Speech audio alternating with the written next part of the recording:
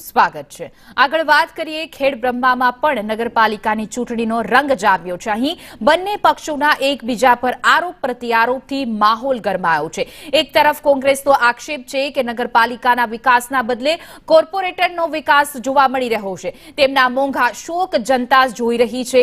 બીજી બાજુ જનતા મોંઘવારીનો માર ઝીલી રહી છે। ખેડબ્રહ્મા શહેરમાં ગંદકીના વધતા સામ્રાજ્યથી લોકો પરેશાન છે। કોર્પોરેટરોના ખિસ્સા ભરવા માટે નવા જ રસ્તાઓને તોડી તેના પર ફરી રસ્તા બનાવાયા છે। બાજુમાં આવેલી કોરીઓમાં થતા બ્લાસ્ટથી ગરીબ પરિવારોના મકાનમાં નુકસાન થાય છે। વારંવાર તંત્રને જાણ કરવા છતાં કોઈ પગલાં લેવામાં આવતા નથી અને વર્ષે વર્ષે નગરપાલિકા વેરાઓમાં ટેક્સ વધારો કરી લોકોના બોજમાં વધારો કરી રહી છે। પહેલોની સરકારો હતી ત્યારે ખેડબ્રહ્મા નગરપાલિકામાં 2-3 લાખનું બજેટ લાવવાના પણ ફાફા હતા। અત્યારે 5-5 કરોડનું બજેટ આવે છે અને એ બજેટના કારણે આપ સૌ નગરજનો જોઈ રહ્યા છો કે ખેડબ્રહ્મા નગરમાં લાઇટ હોય, નળ, ગટર ને રસ્તા આપ સૌ જોઈ રહ્યા છો। એ વિકાસ એ પંચાયતી પાર્લામેન્ટમાં ભારતીય જનતા પાર્ટીની સરકારે કર્યો છે।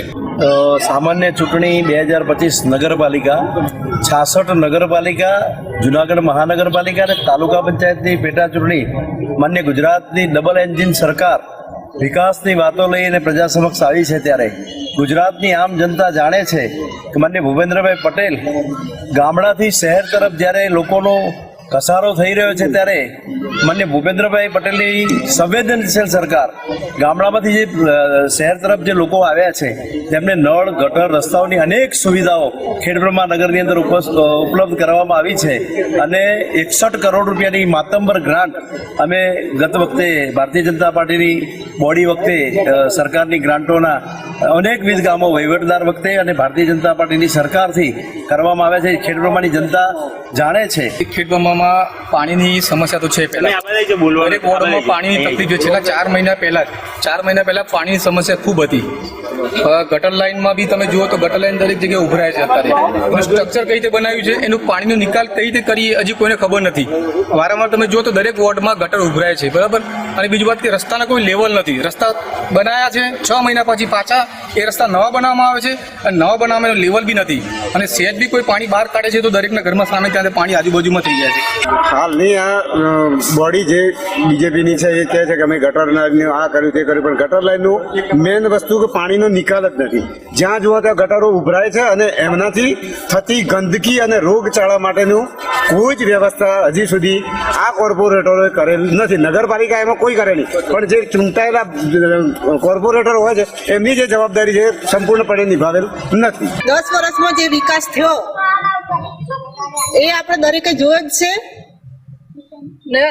અહીંયા આપણે જે અત્યારે સર્વે કર્યું એમાં જે કરોડોની ગ્રાન્ટ બતાવે છે એ કોઈ જગ્યાએ સોસાયટીઓમાં દેખાતી નથી અને હવે જે 10 વર્ષ પછી જે લોકો જે ચાહી રહ્યા છે ત્યારે કોંગ્રેસની સરકાર આવશે, નગરપાલિકા આવશે તો કોંગ્રેસના જે સભ્યો અમારા જે ચૂંટાશે એ પ્રજાને ચોક્કસ ન્યાય આપશે અને દરેકને સાથે લઈને ચાલશે। ખેડબ્રહ્મા નગર તો એટલું બધું વિકસિત છે।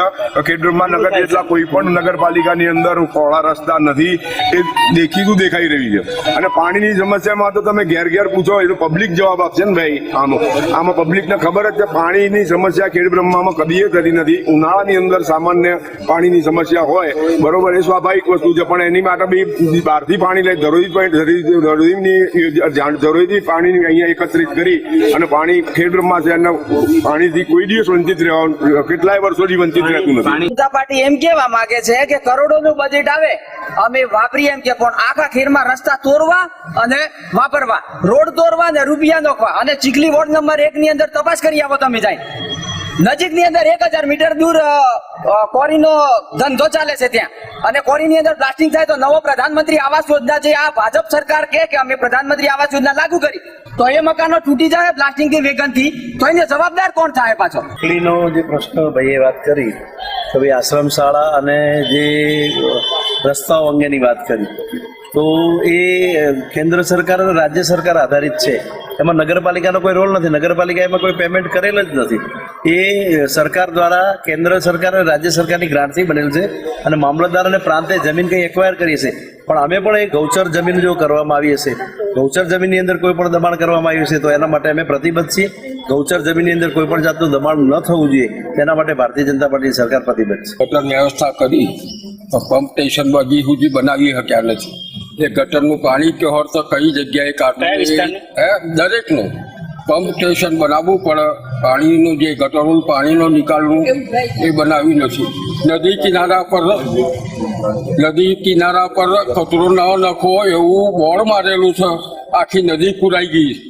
આપ તમે જોવું હોય તો જોઈ શકો છો. કોઈ નગરપાલિકાવાળા કોઈ એના પર કોઈ એક્શન લેતા નથી. તળાવ નદીની ગંદકી વિશે અશોકભાઈ જે વાત કરી, એસટીપી જે વાસણાની અંદર મંજૂર થઈ ગયું છે એની અંદર કામ પણ ચાલે છે અને પાણી પણ ત્યાં નીકળે છે. અને એ પણ માનનીય કોંગ્રેસના તત્કાલીન પ્રમુખ સાગરભાઈ પટેલના વરદ હસ્તે એનું ઉદઘાટન થયેલું છે. આપ તકતી પણ જોઈ શકો. અને કાશી વિશ્વનાથ આગળ પંપ હાઉસ છે, ઊંડવા પર છે પંપ હાઉસ, પછી આ બાજુ પણ પંપ હાઉસ છે દરેક જગ્યાએ. અને એ પણ પાણી પુરવઠા ગુજરાત પાણી પુરવઠા બોર્ડ દ્વારા કરવામાં આવ્યું છે, નહીં કે નગરપાલિકા દ્વારા. આ ગુજરાત સરકારની યોજના દ્વારા તમામ નગરપાલિકાઓની અંદર પાયાની સુવિધા ગટર યોજના એ ગુજરાત સરકારની પાણી પુરવઠા યોજના દ્વારા કરવામાં આવેલ છે અને પ્રજાને ક્યાંય તકલીફ ન પડે એટલા માટે સરકારે યોજના કરી છે. એ જવાબની અંદર ખેડ બ્રહ્માની તો તમે નળથી પાણી પીવો જ છો, પણ વોર્ડ નંબર 1 ની અંદર જે તમે પાઇપલાઇન કરી છે એનું નિરાકરણ ક્યારે લાવશો? અને અમારા ટોકામાં પાણી ક્યારે પડશે? અને જલ છે નલ યોજનાનો ઘેર ઘેર પાણી કીધી આવે અને હાલની તારીખમાં ટેન્કરોથી તમે પાણી પોકાડો છો, ત્યાં બૈરો પડાપડી કરે છે, ઉપરથી ઝઘડા પેદા થાય છે. તો કંઈક એવી વ્યવસ્થા કરો કે આવનારા સમયમાં જીતે કરી ચીખલી આ પાણીનું તરવું મરતું બહાર નહેરે. પાલિકામાં છેલ્લા 25 વર્ષથી વોર્ડ નંબર 6 માં ઊંડવા છેલ્લા 25 વર્ષથી આદિવાસીઓ રહે છે, ત્યાં આજ સુધી ત્યાં પાણી પહોંચ્યું નથી પાઇપલાઇન દ્વારા. એટલે ખેડબ્રહ્મા નગરપાલિકા એમ કહે છે કે અમે નળથી જલ યોજના લાગુ કરેલી છે. છેલ્લા 25 વર્ષથી આદિવાસીઓ પાણી પહોંચ્યું નથી. વાસના રોડ જે ડાયરેક્ટ નીકળે છે એનું 1,40,00,000 રૂપિયામાં રોડ બનાવવામાં આવ્યું છે. હજી 1 વર્ષ પણ થયું નથી, એનું અસ્તિત્વ નથી અત્યારે. તો શું એ વિકાસ કહેવાય? 10 રોડ બનાવવામાં આવ્યા. વાસના રોડ ઉપર 10 રોડ 10 ને 12 રોડ બનાવવામાં આવ્યા. જૂના તોડી નવા બનાયા, પણ જૂનાનું અસ્તિત્વ સારું હતું. વિકાસ થયો પણ જનતા પૂછી રહી છે કે શેનો વિકાસ છે એ બતાવો. ખેડબ્રહ્મામાં નવું શું થયું? નગરપાલિકા તરફથી નવું શું કર્યું એ વિકાસ બતાવો. પબ્લિક માટે શું થયું?